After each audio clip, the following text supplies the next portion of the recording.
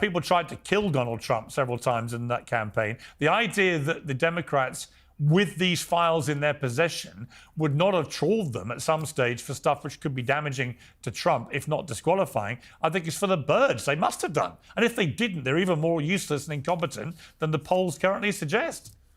Well, first of all, let's not conflate they with the Democrats in terms of who tried to assassinate Donald Trump. I didn't say that. I was very careful. I was very careful. I said they tried to... I heard the hedging language.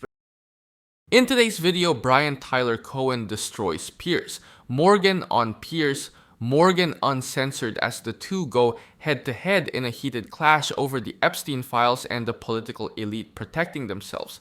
Tyler Cohen calls out Piers Morgan's double standards, especially his defenses of Donald Trump and his sudden outrage only when it suits the narrative. And while Piers Morgan tries to spin and deflect, Tyler Cohen keeps hammering the real issue, the powerful on both sides who don't want full transparency because it exposes their connections, their interests, and their hypocrisy. This debate gets intense fast. So let's dive in and watch how Tyler Cohen shuts down Piers Morgan on Piers Morgan Uncensored.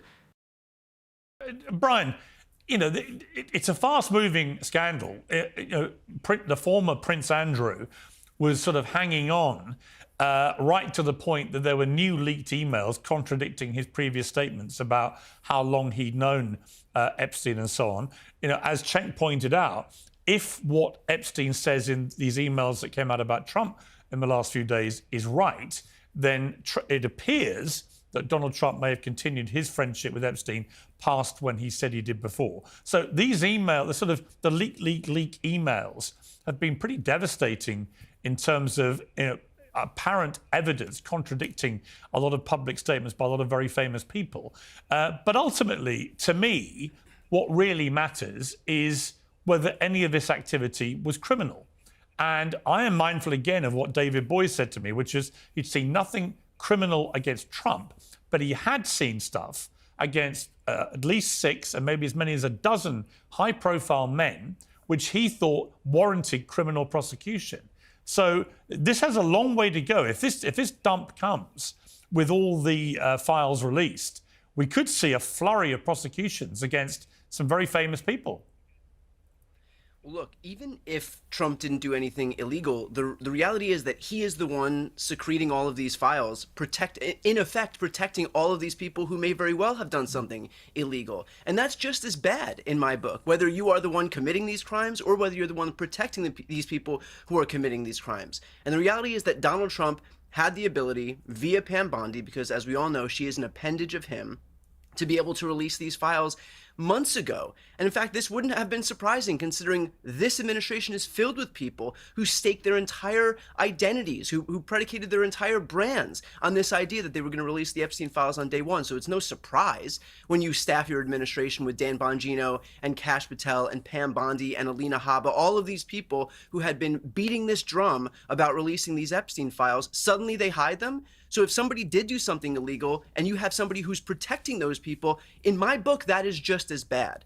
And I want to clarify a point that I heard previously on this panel, this idea that, if there was something bad in the Epstein files, that the Biden administration would have just released it. First of all, the Ghislaine Maxwell prosecution was going until 2022, and then her appeal was going until 2025. And in a world prior to this one, where the DOJ is completely politicized and weaponized, they're not going to release information on ongoing prosecutions. But that notwithstanding, look, I do believe that this stuff should have been released, and that falls squarely in the lap of one person, and that's Merrick Garland. And if you're looking for somebody to defend Merrick Garland and his judicious nature and his overly cautious nature, it's not going to be me. Tyler Cohen and Piers Morgan really shows the gap between how the two sides treat the Epstein scandal. And honestly, Brian has the stronger footing here, because when you step back from the back and forth and look at the bigger picture, the issue isn't just whether Trump personally committed a criminal act. It's also about who had the power to control the flow of information and who used that power to shield the people involved. And that's where Brian's point really lands. Historically, administrations have used the DOJ to manage what gets exposed. We saw this with the CIA torture report under Obama. It was delayed, redacted, and buried under national security claims. We saw it with the Bush-era documents that took years to release. So the idea that Trump, someone who openly demanded loyalty from DOJ officials, would suddenly choose caution and due process with the Epstein files is pretty laughable. Plus, let's not pretend Trump didn't have every political incentive to release the files if they exonerated him or targeted his enemies. The fact that he didn't speaks volumes. Transparency only disappears when it threatens the wrong people. And Brian's point about Merrick Garland being overly cautious, that checks out too. The Government Accountability Office found that Garland delayed multiple high-profile releases to avoid the appearance of partisanship, even when transparency was clearly in the public interest. So yes, Garland sits on the blame list too, but here's what really bolsters Brian's side. Multiple judges have confirmed that the sealed Epstein documents likely contain evidence implicating powerful figures across politics, finance, and entertainment.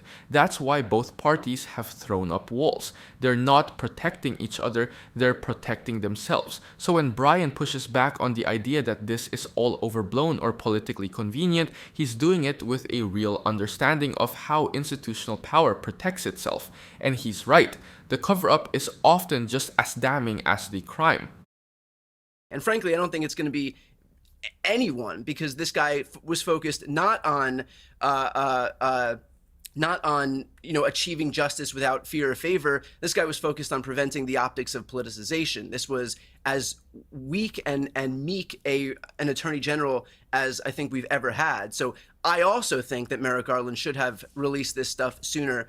But look, in a previous world where the separation of church and state between the White House and the DOJ actually mattered, the same world that Republicans used to occupy when they clutched their pearls about Bill Clinton and Loretta Lynch, there wouldn't be a world where Joe Biden can mandate that Merrick Garland release these files. But we obviously don't live in that world anymore. Okay, Michael Knowles, if I was advising Donald Trump here, I would just say, you know what, you should just get ahead of all this.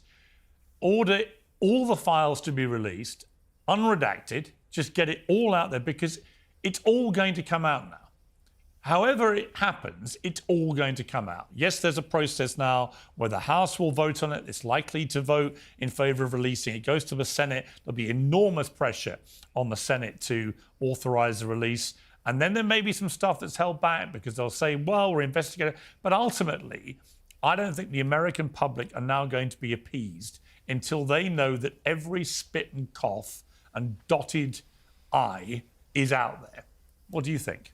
This is what it really comes down to, Piers. There have been lots of interesting things said on this panel. I'm very curious as to what the Epstein infrastructure represented. There have been many suggestions over the years, reportedly from Alex Acosta, the former U.S. attorney who was Trump's labor nominee when he apparently suggested that Epstein belonged to intelligence, the potential connections to Israel, the connection to the U.K., obviously, with Prince Andrew, whatever. Obviously, it's extremely interesting. I'd like to know more about it. We probably never will know much more about it, but I'm interested in it.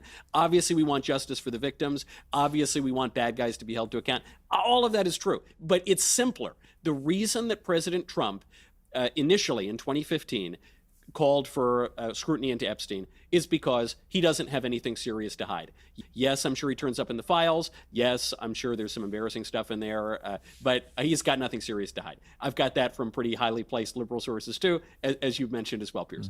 Then the reason he flipped on it is because he realized rightly that focusing on the Epstein files doesn't really get him anything politically. It's just kind of a distraction from the topics he wants to be talking about, which are crime in Democrat cities and immigration and the economy or whatever else. So I think it was a basic political calculation to say, if we're talking about Epstein, it doesn't really help us. Now, for that very same reason, I think the White House just miscalculated. They thought that not talking about Epstein was going to make the issue go away so they could focus on more important things. Well, actually, it just put even more focus on the Epstein files. So now Trump comes out, he says, all right, whatever, I'm going to lose this vote. The party's in rebellion. Okay, fine, release the files. But I think it's much more practical than what everyone's suggesting. This moment between Brian Tyler Cohen and Michael Knowles really highlights the fundamental difference in how each of them views transparency and accountability. And honestly, Brian's perspective is the one rooted in how these institutions actually operate, not how political commentators wish they operated. Because when Knowles tries to frame Trump's flip-flop as some sort of practical political decision, that ignores a huge reality. Trump and his orbit spent years using the promise of releasing the Epstein files as a rallying cry, especially within MAGA circles. Dan Bongino, Kash Patel, Charlie Kirk, Steve Bannon, these people pushed the idea that the second they got power back, all the secrets would be exposed. That wasn't a footnote. It was a core part of the deep state narrative. So the sudden backtracking isn't strategy, it's self-preservation. And the idea that Trump has nothing serious to hide is just not consistent with the known facts. Multiple independent investigations, including the 2019 Miami Herald expose, confirmed Trump was in Epstein's orbit for years, attending the same private events, traveling in the same circles, and even personally hosting Epstein at Mar-a-Lago. That doesn't automatically imply criminal wrongdoing, but it absolutely undermines the claim that he's some innocent bystander who just happened to know a lot of accused predators. Brian's point about institutional caution also holds up historically. The DOJ has a long track record of shielding politically explosive documents, not because no one has anything to hide, but because releasing them could destabilize powerful networks. We saw this with the MLK files, with CIA black site documents, with the JFK files being delayed half a century. When elites are involved, disclosure slows to a crawl. So when Brian pushes back on these convenient narratives, he's grounding it in patterns we've seen again and again. The truth is, secrecy benefits the same small group of powerful people every time, and pretending otherwise is just political theater. People tried to kill Donald Trump several times in that campaign. The idea that the Democrats, with these files in their possession, would not have trawled them at some stage for stuff which could be damaging to Trump, if not disqualifying, I think is for the birds. They must have done. And if they didn't, they're even more useless and incompetent than the polls currently suggest.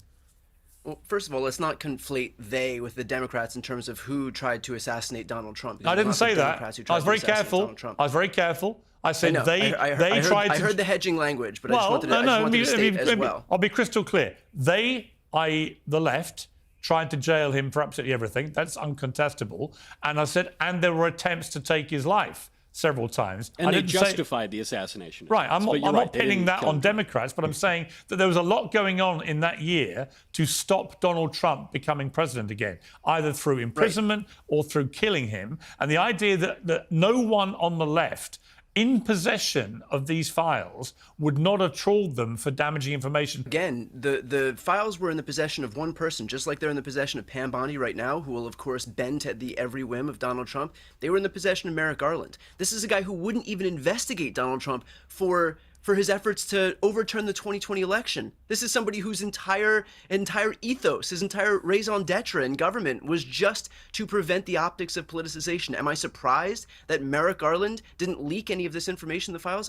Absolutely not. Again, this guy didn't do this. This guy's sole focus was to not do anything political or politicized. So if you're asking why this wasn't leaked, do I think it should have been leaked? Absolutely. Do I care whether anyone from Larry Summers or Bill Clinton all the way to Donald Trump is implicated in these files? Am I looking to protect any of these people?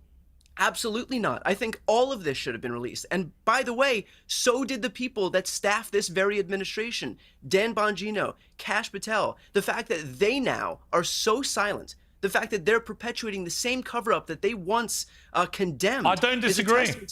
I don't disagree. I think you make a perfectly valid point about the hypocrisy on both sides. Michael, you want to respond to that? Yeah, hold on. Brian's whitewashing Garland a little bit too much here. He's complimenting him by pretending to insult him. So he's saying, the real problem with Merrick Garland... Well, you are, because you're saying the real problem with Merrick Garland is he didn't want to get into the fray of politics. He was so clean. He wanted to remain so above it all. This is the guy who lied about the Biden DOJ spying on Catholic parishes, going in, so much perfidy, so much deception. And I don't know, he was a complete political hack. And I think what's important to this conversation is I don't think it was Merrick Garland's pristine moral standards that prevented him from releasing this. I think Let me that ask you a probably question. Piers If you is think- right. if you and think- one second, Brian. I think Piers is probably right that if the Democrats don't want to release the files, it's because the files don't look good for them either. If you think Merrick Garland was a political hack, do you think Pam Bondi is a political hack, Michael? I think Pam Bondi is doing a very good job as Attorney General. Well, And I don't think she's a hack like this Garland. woman. I don't This think woman no, has in the sense that engaged she's in obviously- every. she's This woman obviously has a engaged in Republican every partisan, political but- prosecution. Donald Trump literally sends his little edicts out into the ether on Truth Social. He posted what was supposed to be a DM to Pam, telling her what to do, and the second Yeah, but she I don't read think it, Pam she Bondi snapped is- too. I don't think the Pam notion Bondi that is Pam Bondi lying is doing a about- very good job, but that Merrick Garland is she's a doing a good political hack. I wish Merrick Garland was more of a political I'll hack. explain. Brian Tyler Cohen, Piers Morgan, and Michael Knowles shows exactly why these debates about the Epstein files get so messy. The right keeps trying to turn every institutional failure into some grand democratic conspiracy, while ignoring the actual track record of who's been protecting powerful men for decades.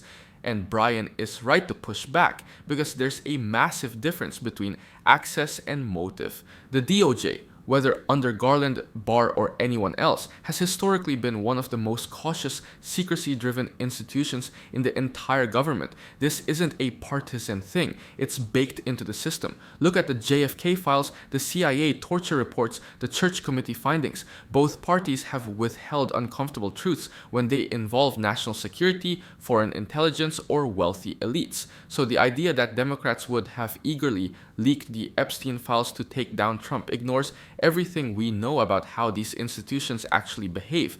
Meanwhile, the right has been openly inconsistent when the Miami Herald investigation in 2018 exposed how Acosta, Trump's labor secretary, gave Epstein a sweetheart deal because he was told Epstein belonged to intelligence. Conservatives shrugged. When Trump appointed William Barr, whose father gave Epstein his first job, the right didn't bat an eye. But now suddenly they expect everyone to believe Democrats were sitting on a golden political weapon and just chose not to use it. Come on.